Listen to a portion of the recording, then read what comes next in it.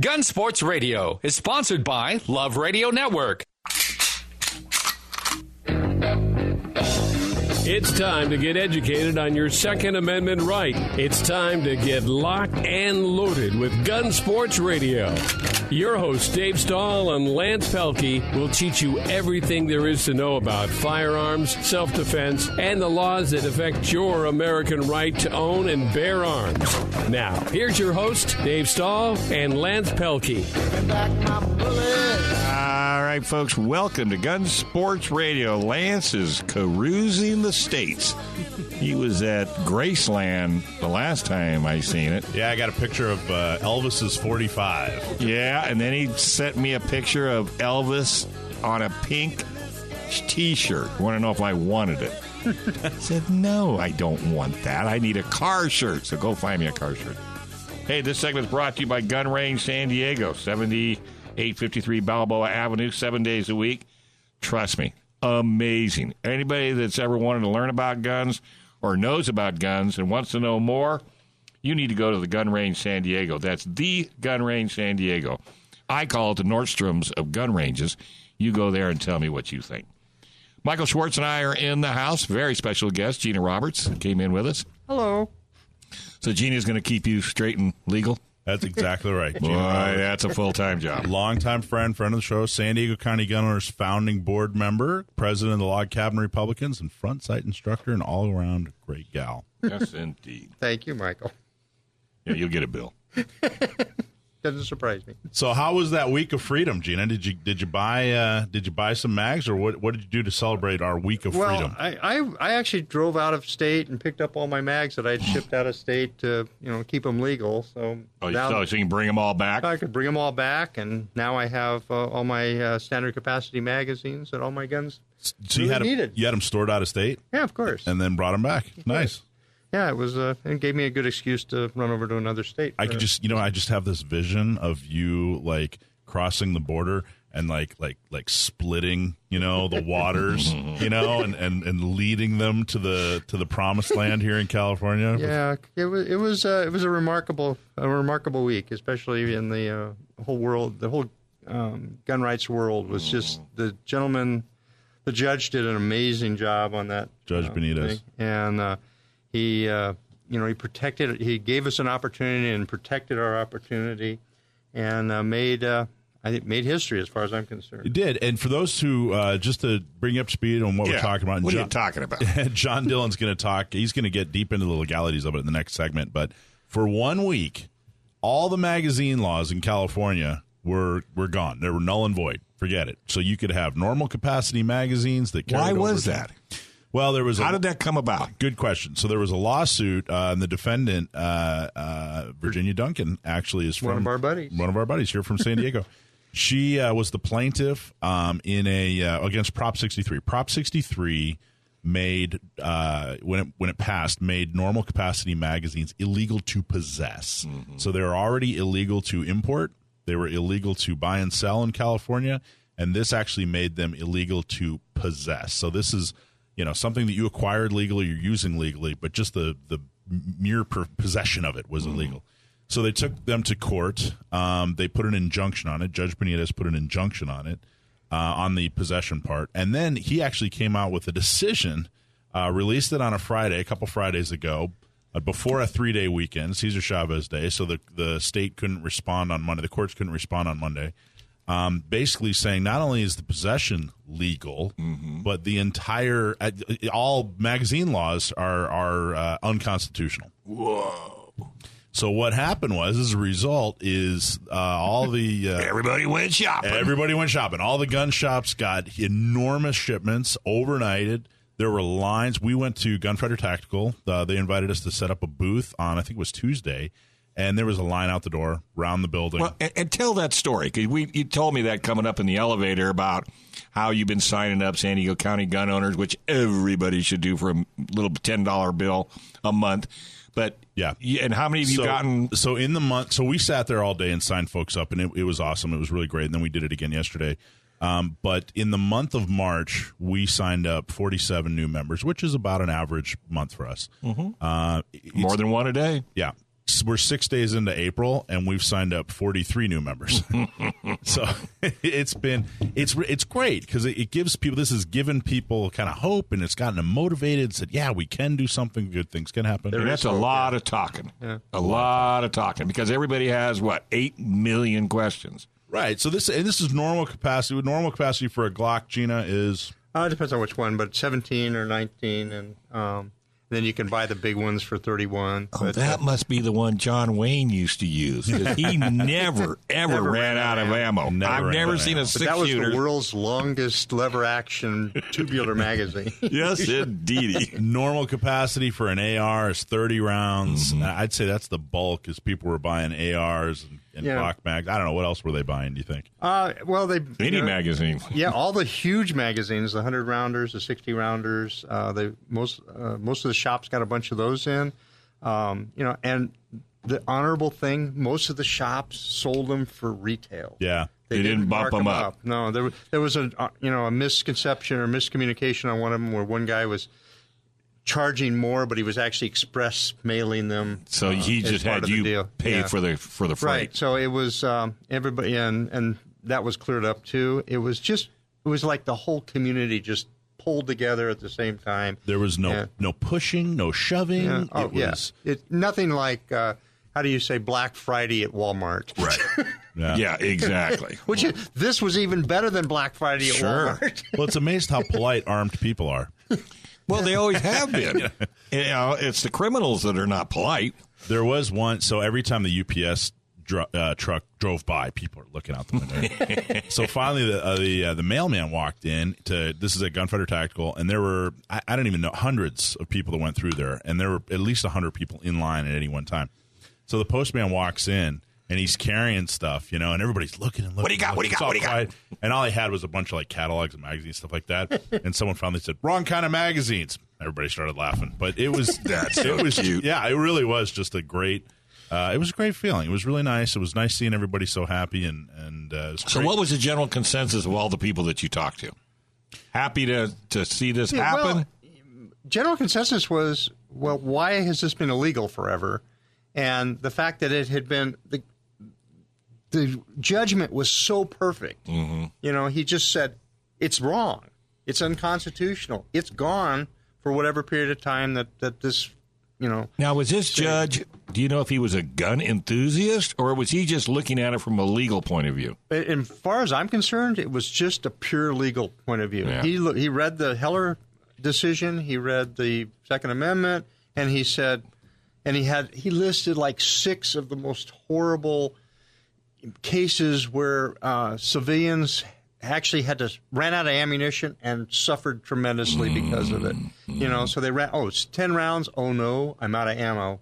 And the bad guys don't follow rules. So they had, the big ones. They had big ones, and they had other issues. He really did look at this from every angle. It was an 80-page decision. Yeah, it was a brilliant. I read it was like reading a novel going, yes, this guy gets it. And, and it was just fantastic. And then the way that he countered it when our lovely, wonderful state attorney general, filed to appeal it. I mean, first of all, he kind of took an extra day to find it and get it. And then he said, okay, all right, if I stay my own decision, the Second or the Ninth Circuit can't mess with that order. So what he did was he kept that 1 week window totally legal. Right. So he made it to where, okay, we'll stay the part of it, but it's all basically if you bought in the last week, you're good to go. How many magazines do you think they sold? Over 1 million. Well over 1 million. It's actually, but by the end of the first weekend, there was 1 million. So it was probably well over 2 million. So the anti-gun people have just got to be flipping. It was hundreds of thousands of people selling over 2 million magazines, which is crazy. And I got to tell you, this is all wonderful, and this is reason to celebrate, and everybody should have a smile on their face. But it amazed me. Yeah, it's amazing how organized people get when they're getting something. You know what I Yeah. mean? So, okay, all of a sudden everybody shows up at a gun shop. Imagine if all these people had showed up to sign the Veto Gunmageddon thing. You know what I mean? Yeah. Then we probably wouldn't even have to be dealing with this right now. So Right. I think estimates I saw were 700,000 people bought magazines, Right. But we couldn't even get 400,000 people to sign the Veto Gunmageddon thing. Because we couldn't find them. Well, that's just it. But see, if you guys were smart giving away something, then they'll come running in and doing it. Yeah, well, it's something. All right. Well, let's take a quick break. We got John Dillon in the wings, and I can hear him gnawing his teeth as we speak. He's probably mad at me. Well, he never has good news. That's little Mr. Grinch. That's his new name. I'm going to call him Grinch until we come up with good news. Gun Sports Radio right here on FM 96.1, AM 1170. The Answer.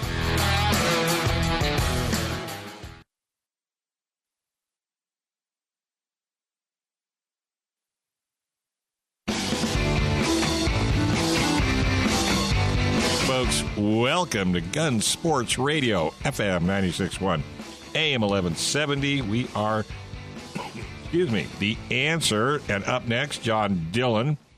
He is our gun laws. He is the gun law guy in California. But before we do that, we've got to talk about, hey, folks, have you been dragging your feet making your AR rifle California legal in recognition of the new gun laws? Well, if you want your AR to have a pistol grip telescoping stock, foregrip, and still have a detachable magazine, check out Cali Key. Whether you're buying a new AR or need to make your current AR compliant, Cali Key is a cost-effective, easy solution that will allow you to keep your AR compliant and future-proof your AR from all those horrible California gun laws. Keep your entire AR collection intact at a price you can afford with Cali Key. That's Kalikey, Kalikey.com. And what are you going to do if you ever get arrested and you've got a gun, a taser, pepper spray? What would you do? Who's going to take care of the bail? Who's going to help get you out of jail? Well, for less than $10 a month, Firearms Legal Protection can do all that for you. Go to firearmslegal.com. That's firearmslegal.com. And for $10, you get 24-hour a day, 7-day a week, 365 days of protection. And if you do get into that situation, you very easily could get John Dillon as your lawyer. John Dillon is from Gatsky, Dillon and Balance, LLP.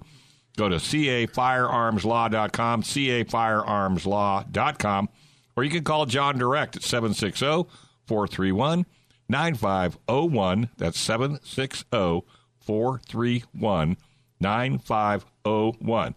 Call him anytime you want, 24 hours a day, except between the hours of 4 and 5. Well, that's when he's on Gun Sports Radio. That's because he's on Gun Sports Radio. Real quick, too, Cali Key just sent me a message today saying they're donating an AR-15 painted in distressed multicam for Gun Prom. So if if you haven't gotten your tickets for Gun Prom yet, go to gunprom.com. Cali Key. How much are the tickets? $150 a seat. Goes to a great cause, which is San Diego County Gun Owners. Absolutely. All right, Mr. Dillon, how are you today, sir? I am good. How about you guys? Just living the dream. Well, California, what is it called? Been called California Freedom Week. Yeah. Yeah. Did you make any purchases? Yeah, John? what'd you buy? Your wife's not listening. What'd you buy? Oh, I'm not confirming nor denying it. That's a typical lawyer. But yeah, so obviously this was an interesting week we had in California, and for what was it, almost 7 days we had what California State considers high capacity magazines were legal.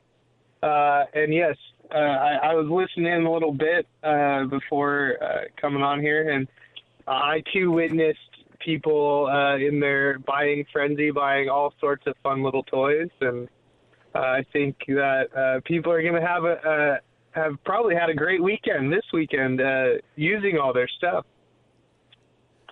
Oh, without a shadow of a doubt. Are you kidding? It's like Christmas.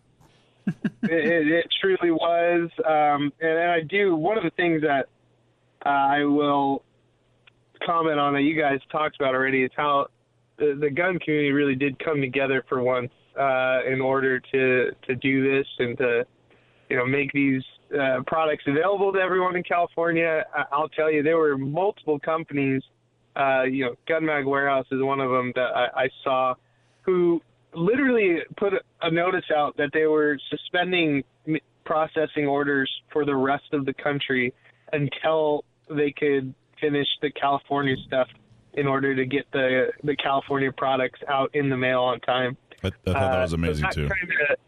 That kind of stuff is amazing that everyone would do that, and I truly wish, like you guys, that our gun community would do that when it came to opposing various laws that come in the books and working together to fight truly the infringements on our rights that continually happen in California. Well, do you think this might have been the push we needed? I mean, really, don't you think this could be? I think it's step one in my opinion. Yeah, it's that now the awareness is out. Because let's face it, nobody just came in there, bought their magazines, and walked away. Nobody came in and said, "Here, let me sign up."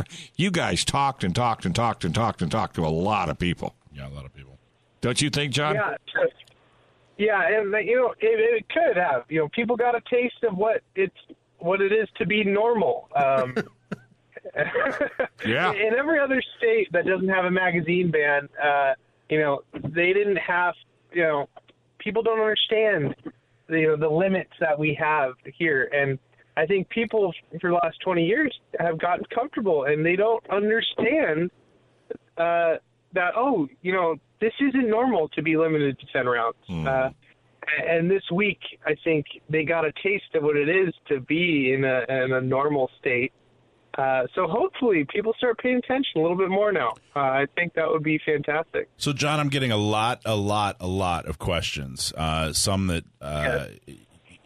we've been abnormal for so long that I think a lot of people think they're kind of trivial, but then you realize there are gun owners out there that have been gun owners for 10 or 15 years who've never had a normal capacity magazine.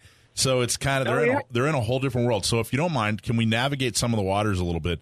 What can and can't people do now that they own normal capacity magazines? If you have a magazine that you acquired in the last week and it's over 10 rounds, what can you do? What can't you do with it? All right. So the biggest cautions that people really have to pay attention to is the crossover with the assault weapon laws in California.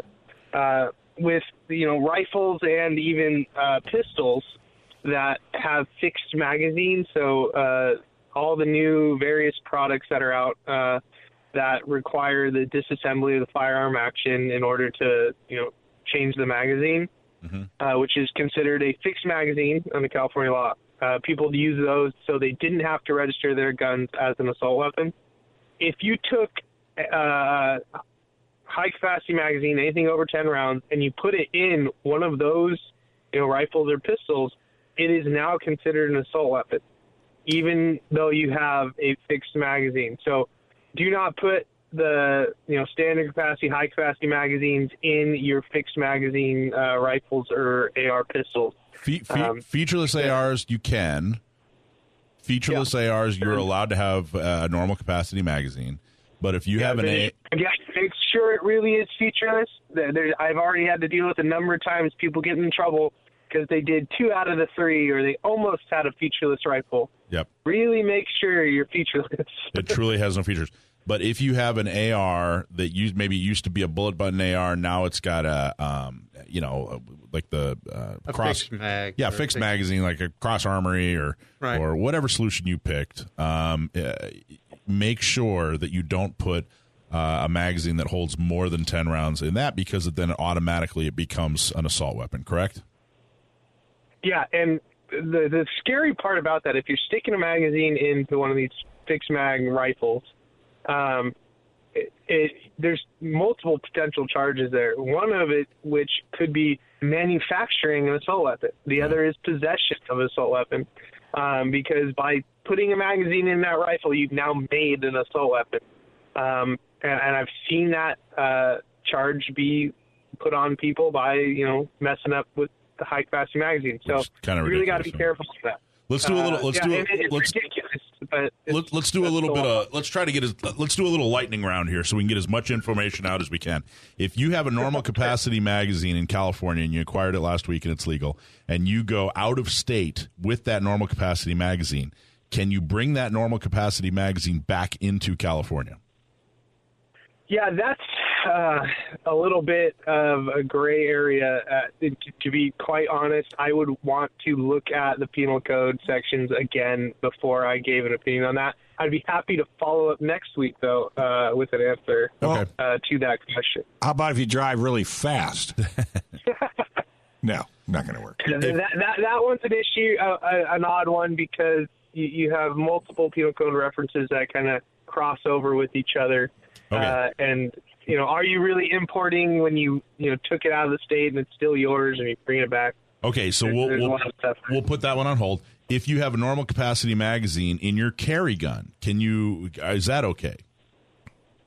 Yeah, there's no law against having a normal capacity magazine and carry gun. However, you may want to check with your issuing agency because each county is in charge of their, the carry guns and the carry permits. They may have their own policy against it. It'd be a good idea to ask. There's no policy in San Diego. I already checked. So there you go. If you asked.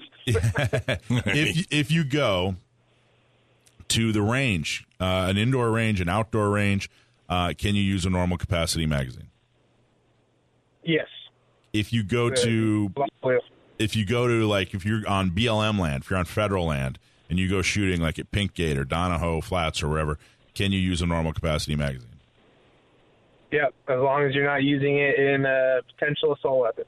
Great. And you can transport normal capacity magazines just like the 10-rounders, right? I mean, there's no restrictions on transporting it in the state of California from place to place. Yeah, don't. Make sure you're not transporting with any ammunition in the magazine. Make sure it's empty. But there's no additional restrictions on high-capacity magazine transportation. Good. Awesome. So those are a lot of the questions I was getting over the last week. And like I said, you kind of forget, gosh, we've been like this for so long that, people don't remember what it was like.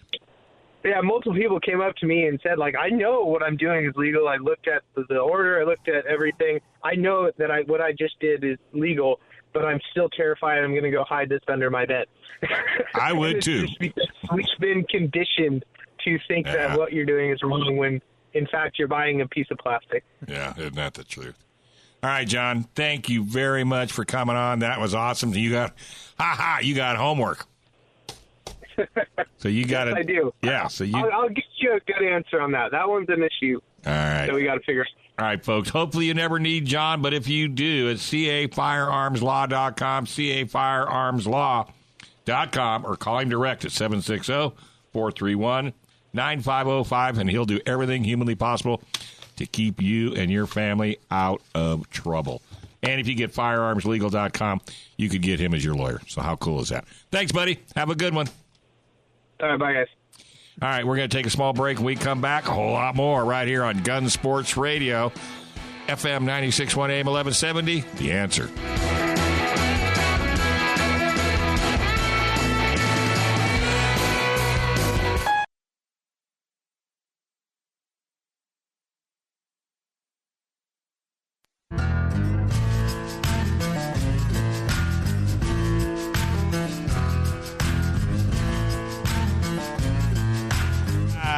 Folks, hey, welcome back. This is Gun Sports Radio on FM 96.1 AM 1170.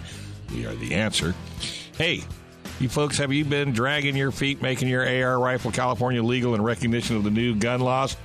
Well, if you want your AR to have a pistol grip, telescoping stock, foregrip, and still have a detachable magazine, check out Cali Key. Whether you are buying a new AR or need to make your current AR compliant, Cali Key is a cost-effective, easy solution that will allow you to keep your AR compliant and future-proof your AR from all those horrible California gun laws. Keep your entire AR collection intact at a price you can afford with Cali Key. Check out CaliKey.com. That's KALIKEY.com. All right, hey, this segment is brought to you by the good folks at the Gun Range San Diego. That's the Gun Range San Diego, located at 7853 Balboa Avenue in San Diego. Open 7 days a week, 10 to 10. Go to www.thegunrangesandiego.com, and you will be blown away. It is a Nordstrom's of gun ranges, just not the price. Another table sponsor at Gun Prom. Yes, indeed. We got our good buddy Casey on the line. What's up, brother? Just living the dream out here in sunny San Diego. I hear ya. Yeah, we had the ammo sale. We were going to do that ammo sale today or yesterday and today, but yesterday we sold over 100,000 rounds of 9mm and we are out. So we I hate it when that happens. Don't you hate that? I saw the ad. The "This is not a misprint" ad. That was awesome. Yeah, we sold 1,000 round cases for $174, and we had people like we open up a shop. We'll show up around 9:30, open the gate, and there's already a line at the gate for us just to open. We're like, oh man, this day is going to be fun. So yeah, before we even opened up, we had about 30 or 40 people lined up alongside the building, and so it was busy. So did you get in the magazine party last week? I got some things on there, but it was chaos. Everybody's just scrambling left and right, like buy, and I was like, well, I'm kind of a realist when it came to it, so we waited. Same thing, it was up to the owner's attorney, the legal team, and whatnot. Especially we knew that stay was going to come in, and we just didn't know when. So the last thing we wanted to do is, be out there selling and then find out, they put the stay in a couple hours and now we're kind of in trouble. So we held off on it. We have our order ready still, so, we'll wait how this injunction and everything goes through. But, everybody else got their mags. We kind of took a step back. And, some people got kind of heated at it, and then I'd explain to them, the context of it, and they'd understand, from a business standpoint. But you don't want to sell them something that 2 days later or 2 hours later they can't use. Exactly, and that's what we're waiting on. If we order 1,000 mags in and then it gets overturned for good, well, I'm sitting on 1,000 mags that I can only sell to LE. Right, so, exactly. It was pretty much how we started to the phone. We're like, hey, Gun Range San Diego. No, we're not selling a high capacity mags. How can I help you? Pretty much every time I was like, okay, that's all I need to know. And all day, every day, it was great. Wow. People are still calling to ask if they can buy them. We're like, no, the stay went in, so that's a no. Yeah. Yeah, the past few days have been great because everybody has been using their high-capacity mags and they're having fun with it, but that range is getting very loud when you have, 4 or 5 ARs just all in unison. Bang, bang, bang, bang, bang, bang. It's just like, it'll be like a full 3 minutes straight of just gunshots going off, and I'm sitting there trying to instruct some people, helping them out. I'm just can't talk because they can't hear me. But it's great. It's just such a beautiful sound in here. I was going to say the sound of freedom. The sound of freedom. That's exactly right. Yeah, the first day, this guy, he got one of those the 6-round mag pulls, and he was just in there. He's like, "Can I let it rip?" I was like, "You can do a couple rounds fast, but that's it." Yeah. You just let it go on there and stuff. But it's fun, A lot of people are doing good, but he wanted to melt the barrel. That's what he wanted to do. Oh yeah. He's like, "Can I let it rip?" And I was like, "See, as much as I want to say yes, I can't because I got a lot of new shooters in here. It's kind of like you'll scare the snot out of them." Well, it's not only that, this guy, he knew how to shoot. He had good groupings and whatnot, so he could, he knows how to shoot. But then I have other shooters that are not as experienced. Hey, he's doing it. Can I do it? Hey, he's doing it. And then there's a couple holes in my ceiling. Yeah. Well, I went out and bought I went out and bought a 60-round drum. That was the only thing. Mm-hmm. I still have 30-round mags from pre-ban, so they're over 20 years old, or about 20 years old now. And I decided, so I didn't really think I had anything on my list. And I have my Glock bags are normal capacity from the 90s, but I was seduced by a 60-round drum. And somebody was making fun of me. He said, 60 rounds, that's 2 magazines. I mean, how long does it take you to change a magazine? And I said, it takes me this long. Shut up. Give me my drum. That's how long. I'm going to get one of those eventually down the road, when this gets overturned again, hopefully. But that's the only one that I wanted was that drum, just because. Just because. There's no practicality behind it. It's just because. I want one. I wanted to have it. I want to have that fun thing on my gun. I want it. It's not a need. It's definitely a want, though. Yeah, it's been pretty fun. We get a lot of questions about people, and I was listening earlier, because I was still, me personally, and a couple of us were still kind of hazy about it. Like, okay, yes, we bought these. Can we still legally use them? Or is it like last time where, like, yes, you can own them, but you're not supposed to use them, kind of gray area? Right. At least we've got clarifications now, so... Yeah, it's always good to understand and, wade through the political mess of what it is. But But yeah, it's getting pretty good in here. I just want to reiterate about, our range safety. I'm always talking about technical tips and whatnot. Just bringing up in things like, we have a lot of people that come in here and we want them to have a great time. Mm-hmm. But if people don't listen to our rules, we will remove them from the range for safety issues. I had a incident the other night where the guy closer to the end of the night, and he had his wife and his daughter in there, and they were shooting great. He was teaching them everything, weapon safety, handling. I was like, I got to bother them. They're doing great. End of the night, he puts the target at 1 yard and one arms with his AR, not even looking at the target, just boom, pull the trigger. I was like, what are you doing, man? I had to get on his case about it. Like, it's not allowed in our range. It's unacceptable. That's just dangerous. Shooting your AR one-handed, not even looking. Mind you, he shot the floor at like 5 yards out, so that was cool. And then he starts getting a little agitated with me, and that's not allowed in our range whatsoever. You have any sort of attitude or aggression, we're not going to let you shoot. This is not the place to do it, So it's up to our discretion for safety issues. A lot of times we can't catch everything, so people that do come in our range, if you see something, let us know. There's only so many of us in there, and wading through a sea of people, everybody needs to be safe in there. And if somebody is being unsafe, we will have to remove them from the range, because I'm not going to have everybody else's day ruined because they want to do something dumb like shooting my floor. I don't blame you there. It gets a little sporty in there. It gets a little sporty, and we'll have people come in there and they'll just be complaining about it. I'm like, man, come back tomorrow, have a good time, but if you're not going to adhere to our rules, this is our range here. We want you to have a good time, but if you're going to be breaking our rules multiple times again and again, you're unsafe, and we don't need that in there. We want to have everybody have a safe environment. So, especially on weekends right now, we have 30 people in the lobby waiting to shoot, and in the range it gets pretty crowded. So people start transporting guns back and forth, flagging the entire lane with a shotgun. It's like, no, it's unacceptable, and we will correct it right then and there. So, we don't want to bust everybody's chops, but we will in that sense. Well, when it comes to safety, you have to. Yeah, absolutely. And we're going to have everybody have a good time, and not going to be like jumping down people's throats and stuff. We come up to them, tackle, be like, hey, this is our rule, kind of broke it. Let's adjust it. Or when people are shooting our ceilings and whatnot, I always go up to them like, hey, you shot the ceiling. Let me help you adjust your grip. Let me adjust your sight. Let me adjust your stance. Let's fix it so it doesn't keep happening, Yeah. And most people are very, very receptive of it, which is good. There's some people that are just hard-headed and don't want to listen to it, and that's what we have to, that's why we got verbal judo to kind of take care of the situation. Yeah, that's exactly. When you offer to show them the door.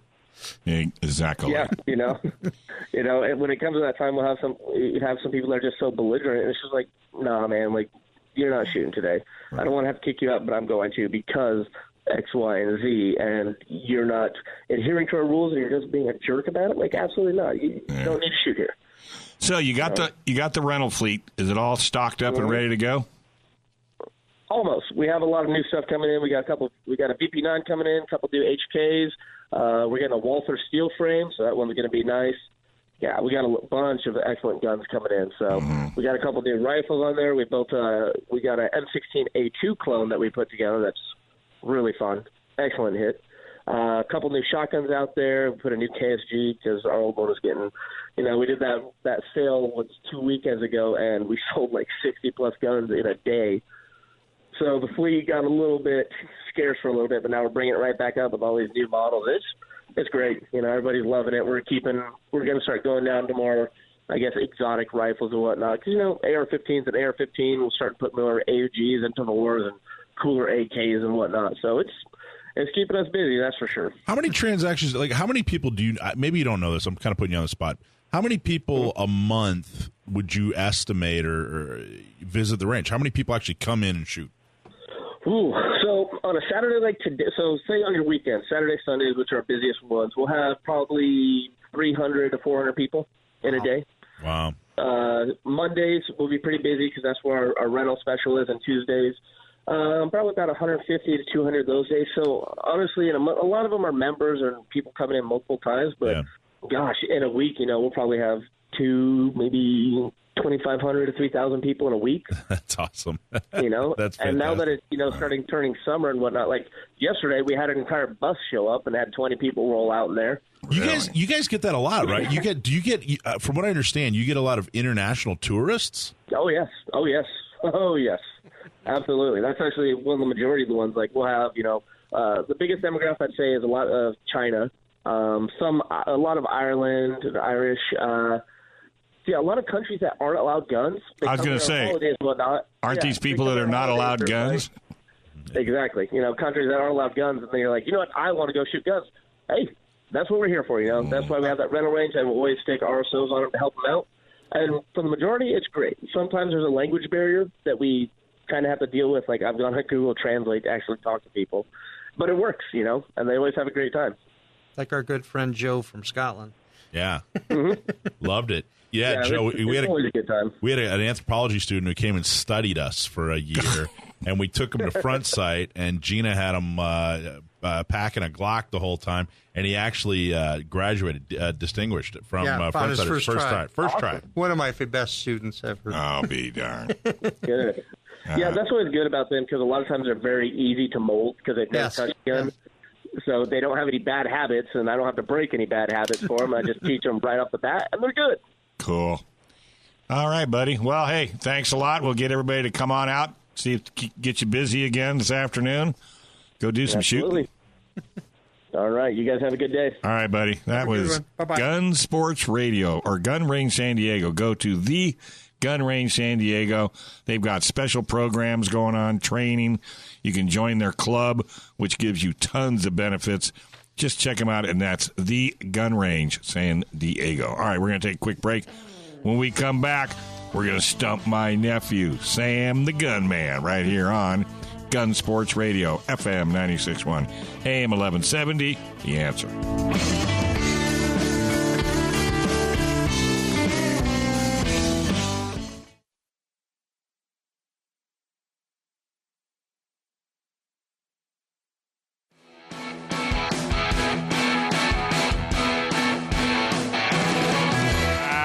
Folks, welcome back. This is Gun Sports Radio right here on FM 96.1 AM 1170.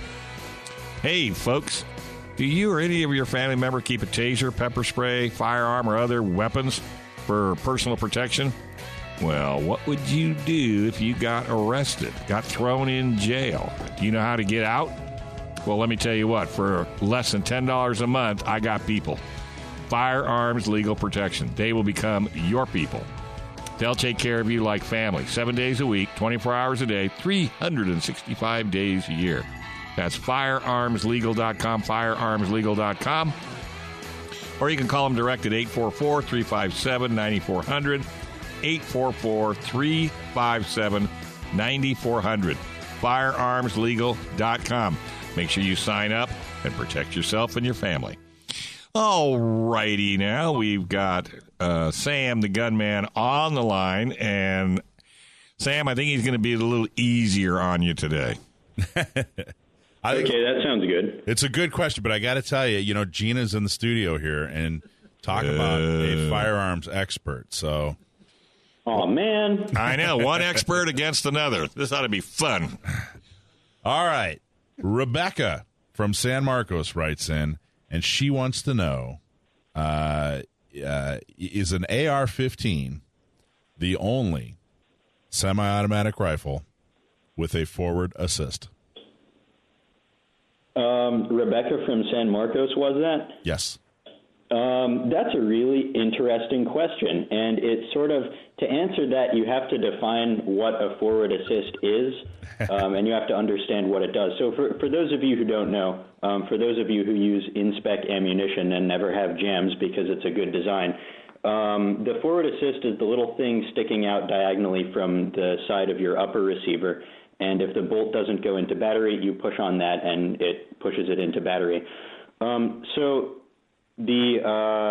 It was added famously after the rifle was having some issues in Vietnam through a combination of corrosion inside the barrel and bore, inside the barrel and chamber, and from the ammunition not being the right, not using the right powder. But so it wasn't originally designed with a forward assist. Eugene Stoner did not put a forward assist on the AR-10 or AR-15 originally. No, and after it was while it was being added, he was strongly opposed to it, and he he never really liked the idea of the forward assist because he saw it as largely unnecessary, as did the Air Force, which adopted the M16 before the other services. Theirs didn't have them. Anyway, the AR-15 has a forward assist, obviously. Some HK designs have them, like H&K was working on a rifle that they wanted a bunch of NATO countries to adopt. It was based on the HK-33, and it had a forward assist because they thought that was something potential customers might want. The PSG-1 actually has a forward assist, sort of, but it's not for pushing the bolt into battery in case of malfunctions. They call it a silent bolt closing device.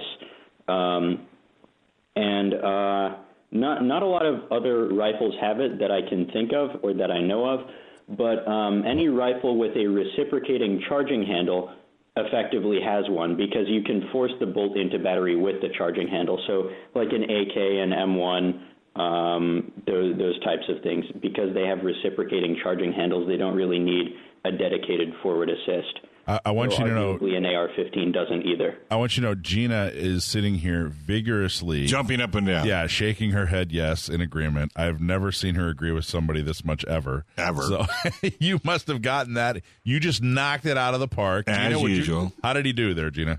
Oh, he did really well. It was funny because I was just looking at something like this about a month ago, and the company asked me the same question, and I went to the M1, the M14, all the ones that you said have the reciprocating bolts, charging handle.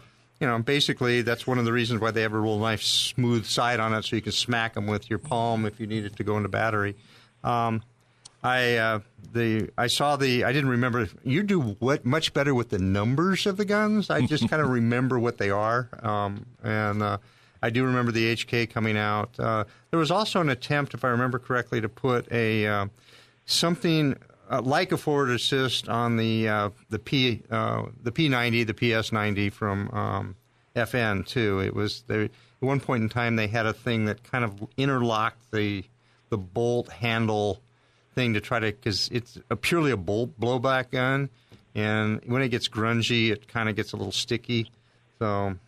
But you did good, kid. You did wonderfully. Oh, he's amazing. So, Gina, you're a competitive shooter as well. Yep. And you're well familiar with the AR pattern rifles. One of my favorites. One of your favorites. Other than doing a chamber check after you load it, you do a chamber check and a mag check, and you hit that forward assist a couple times. Have you ever had to use a forward assist? Negative. No, I purposely run my guns until they're really dirty. Mm-hmm. But one of the biggest reasons for that, Sam said, is that in Vietnam, the guys did a horrible job of maintaining their guns. They let them get rusty. They let them get scungy. And the worst thing is the ammo that they were using right off the bat deposited carbon like crazy in the top of the upper receiver.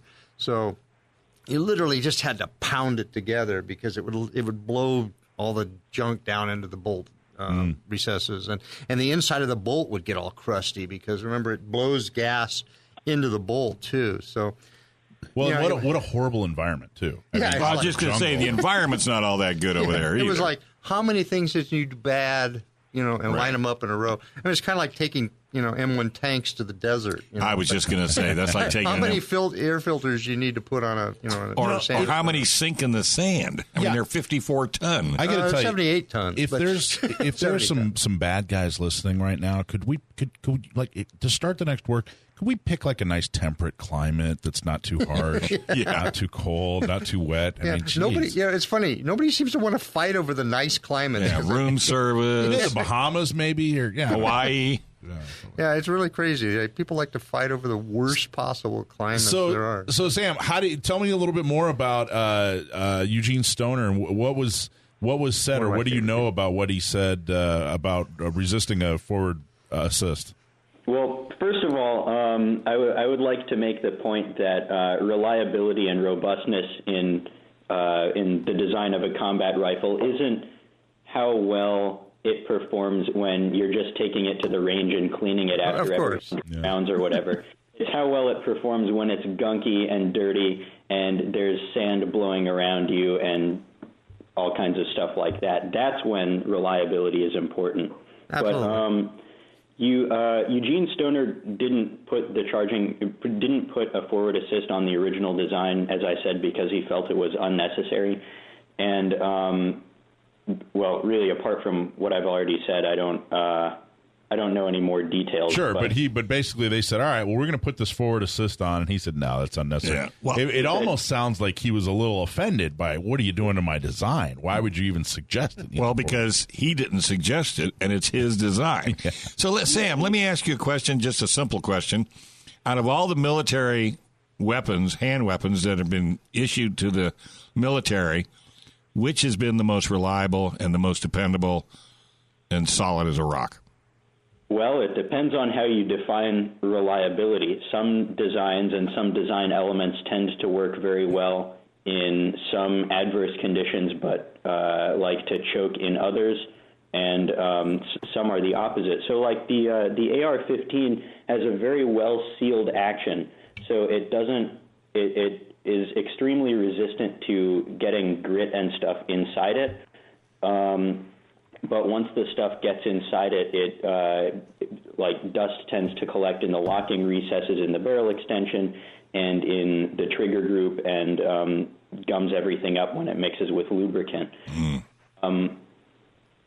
So if you keep the dust cover closed and you take proper care to ensure stuff doesn't get inside it, then it'll work just fine. Conversely, like the AK and the M1, which have basically the same gas system, they're not very well sealed designs, so they do tend to get a lot of grit inside them, but they tend to operate very well in extremely cold conditions. There are anecdotal reports of guys in Korea who would run their M1s completely dry, no lubricant, because the lubricant would gum up at those low temperatures, and they worked absolutely fine. Mm-hmm. Interesting. There are certain lubricants that work better than others. Like, I've had Frog Lube gum up and Valvoline. Yeah, it's Pennzoil. Wrong show. Sorry. Yeah, I've had low Frog Lube gum up there in San Diego County are what, 50s? Yeah. It's ugly out here, dude. It'll dip down into the 50s and everything goes to hell. I guarantee you, when you come out for gun prom, I challenge you to go buy a parka. I challenge you. We don't even sell them in this town. It's ridiculous. It really is. But I love every minute. Right. That's why we all live here. That's right. And that's why we're fighting for gun laws. That's right. So we're not leaving. So we don't have to leave. We're not leaving. We're staying and fighting. I don't have to go pull up a couch in Sam's living room. That's right. Live there. That's right. All right, buddy. Hey, thanks a million for calling in. It's a blast, as always. Thanks so much for having me, and thank you, everyone, for listening. Keep those questions coming. You got them, buddy. We're going to get you one of these days. Nice talking to you, Sam. All right. Hey, folks, before we hit the road, we want to thank the San Diego County gun owners for all their support. Go to SanDiegoCountyGunOwners.com. Throw a $10 bill at him once a month. You'll make him grin for an hour. TheGunRangeSanDiego.com. CAFirearmsLaw.com. That's Gatsky, Dillon, and Balance. FirearmsLegal.com. Protect yourself. And Cali Key. Protect your AR. That's CaliKey.com. KALIKEY.com. And we want to thank Hannah for all her support, the button pusher of 2019, right here on FM 96.1 AM 1170, The Answer.